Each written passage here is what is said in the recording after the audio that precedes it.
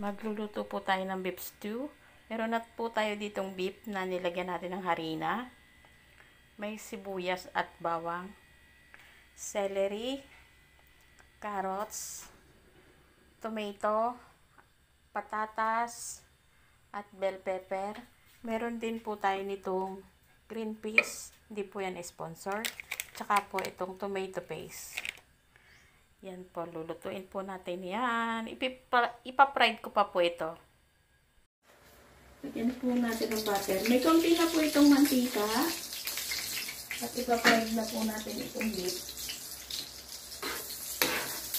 Lagyan lang po natin ng butter para may lihan na.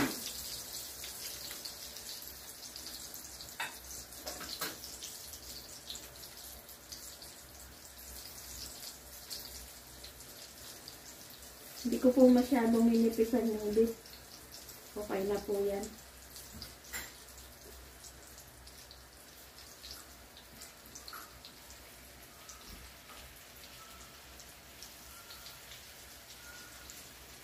Pag na-fried na po natin to, ipa-fried rin po natin ang patatas at ang carrots. Saka po natin gigisahin at ilalagay sa pressure cooker.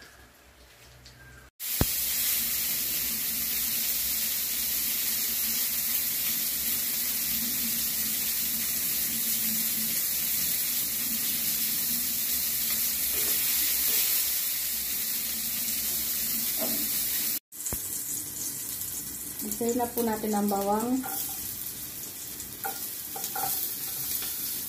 Sama na din po natin ang sibuyas.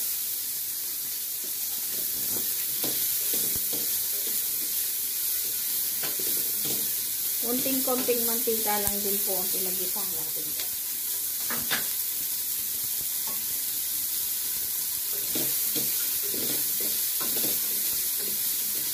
Sama na po natin ang kamatis.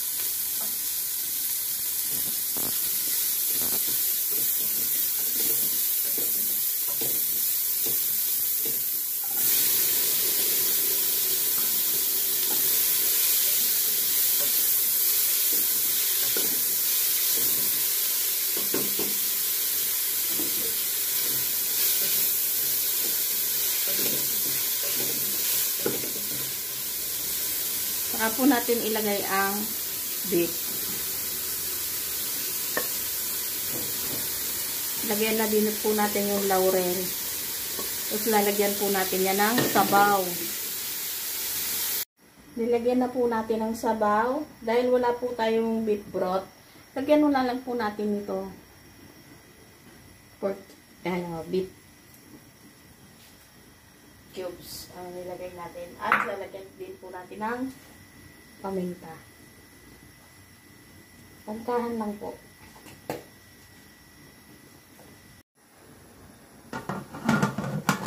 Pressure cooker mo po natin na ng 20 minutes.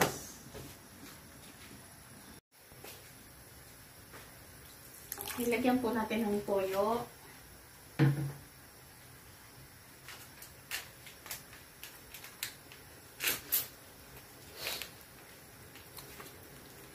Tomato paste. Konti lang po kasi konti lang naman to. Lagay natin yung bell pepper. Nalagay na po natin yung patatas dyan. Prito na po yun eh. Saka ito pong piniritong carrots.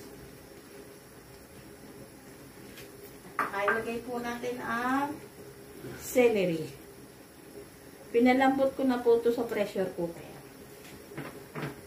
Ito lang po ay ating lulutuin. Yan po ang ating beef stew. Mamaya po pwede na po yung kainin. Nilagay na din po natin ang green peas. Lalagyan po natin po ng thyme. Tansya-tansyahan lang po. Lalagyan din po natin itong rosemary. Mga dried po ito. Dried po ito. Mga tansya-tansyahan lang po.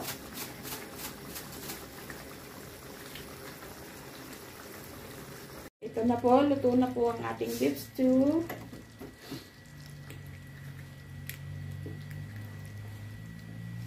Pwede na po itong kainin.